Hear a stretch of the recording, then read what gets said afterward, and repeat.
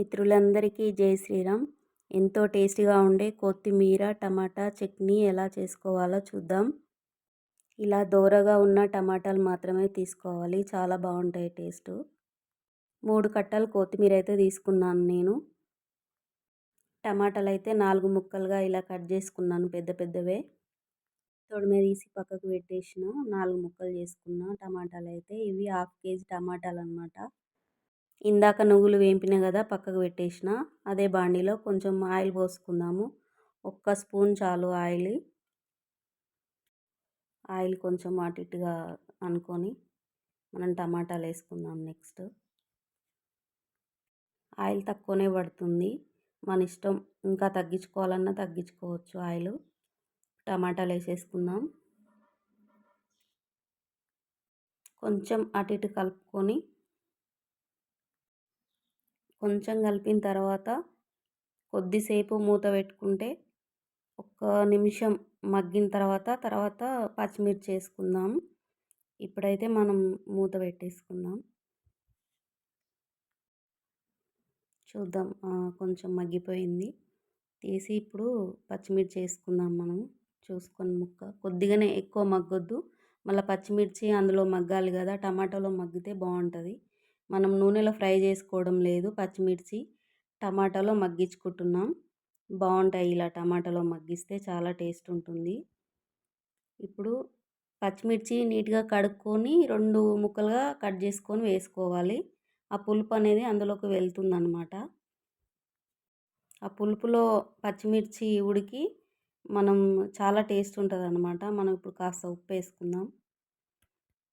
ఉప్పు వేస్తే కొంచెం నీరులాగా మంచిగా ఉడుకుతుంది, నీరు వస్తుంది టమాటాకి.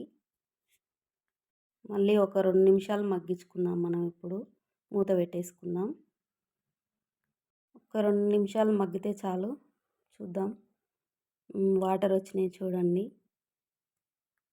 టమాటా పచ్చిమిర్చి చక్కగా ఉడికిపోయినాయి. ఇప్పుడు మనం చింతపండు వేసుకుందాం. ఒక 2 రెమ్మలు, మీ ఇష్టం. నేనైతే కొంచెం వేస్తున్నా. చింతపండు మీకు ఇష్టం లేకపోతే వేసుకోకండి, పర్వాలేదు. ఇప్పుడు ఉడికిపోయింది. లాస్ట్కి మనం ఏముంది ఇంకేసేది, కొత్తిమీర. 1 నిమిషం ఉడికితే చాలు. కొత్తిమీర వేసినాక 1 నిమిషం కూడా అవసరం లేదు, ఒక 1/2 నిమిషం అంతే. ఇప్పుడు మనం కొత్తిమీర వేసుకుందాం. మంచిగా నీట్గా కడిగి పెట్టుకున్న పక్కకి కాడలతో సహా వేసుకుందాం. టేస్ట్ బాగుంటుంది.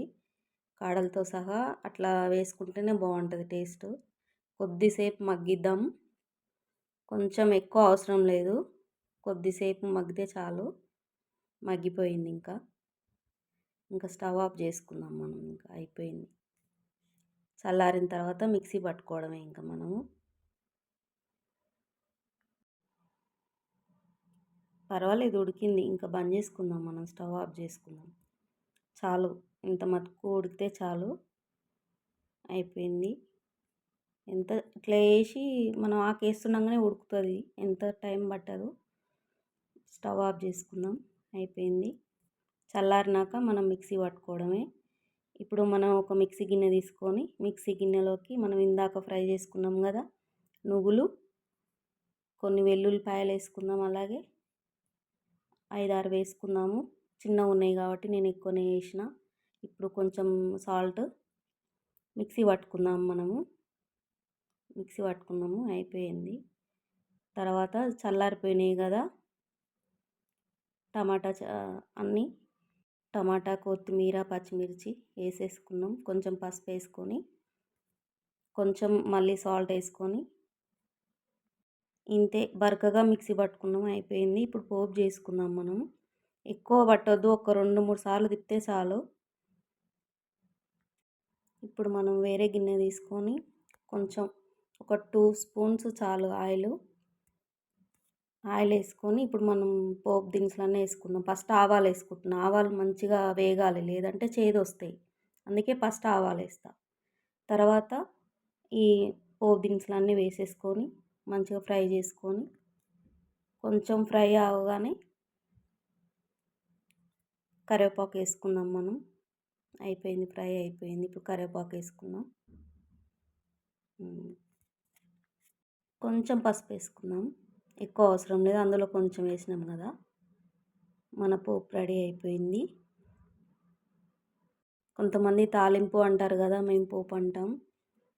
రెడీ అయిపోయింది ఎంతో టేస్టీగా ఉండే టమాటా చట్నీ రెడీ అయిపోయింది. రైస్‌లోకి, దోసలోకి చాలా అంటే చాలా టేస్ట్ ఉంటుంది. ఒక్కసారి ట్రై చేసి చూడండి తెలియని వాళ్ళు. మస్తు టేస్ట్ ఉంటుంది ఇదైతే. నేను నువ్వులు కూడా వేయకుండా చేసుకుంటా అట్లనే. కానీ ఈసారి నువ్వులు వేసిన. ఇప్పుడు రైస్ వేసుకొని 2 ఆమ్లెట్లు వేసిన మా బాబుకి. మేమైతే టమాటా పచ్చడి అంటాము. కొంతమంది టమాటా చట్నీ అంటారంట. మేమైతే టమాటా పచ్చడి రెడీ. తింటున్నా ఇప్పుడు. ఎలా ఉందో చెప్తా. చాలా అంటే చాలా టేస్ట్ ఉంది. మీరు తిని చూసి చెప్పండి. నమస్తే.